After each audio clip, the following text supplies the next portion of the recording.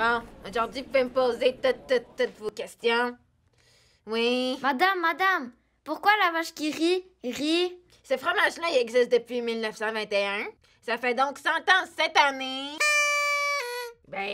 Qu'elle rit, puis ça attend qu'on lui pose la question.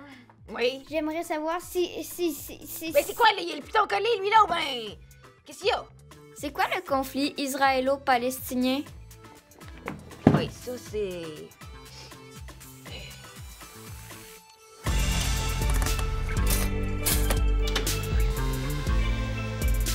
Depuis le 10 mai dernier, on assiste à des attaques entre Israël et la Palestine. La première semaine d'affrontement a fait plus de 200 morts, en grande majorité des Palestiniens. Des dizaines de milliers d'entre eux ont dû fuir leur maison. Ce qui se passe en ce moment, c'est un conflit qui date pas d'hier. Ça dure depuis au moins 70 ans. On l'appelle le conflit israélo-palestinien. C'est pas toujours aussi intense que ce qu'on voit aujourd'hui. Mais au fil des décennies, on a assisté à plusieurs épisodes de violence. C'est sûrement un des conflits les plus complexes au monde. Même les experts trouvent ça compliqué. Mais aujourd'hui, on te l'explique pareil. Bon, alors, petite leçon de géographie.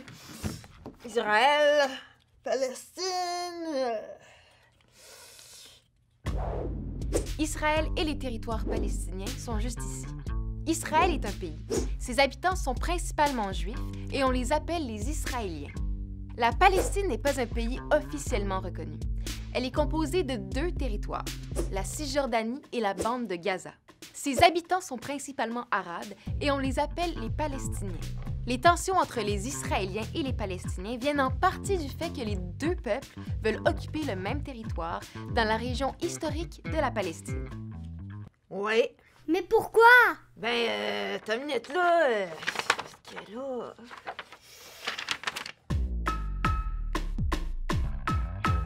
Les Juifs et les Arabes veulent tous les 2 occuper le territoire parce qu'ils souhaitent vivre sur les terres qui ont été habitées par leurs ancêtres. Et aussi, certaines terres, comme la ville de Jérusalem, sont considérées sacrées par les 2 peuples. Autour des années 1900, les Juifs vivent de la discrimination en Europe. Pour se sentir en sécurité, certains d'entre eux ont envie de bâtir leur propre pays sur les terres de leurs ancêtres. Le problème, c'est que ce territoire-là est habité par le peuple arabe depuis des centaines d'années.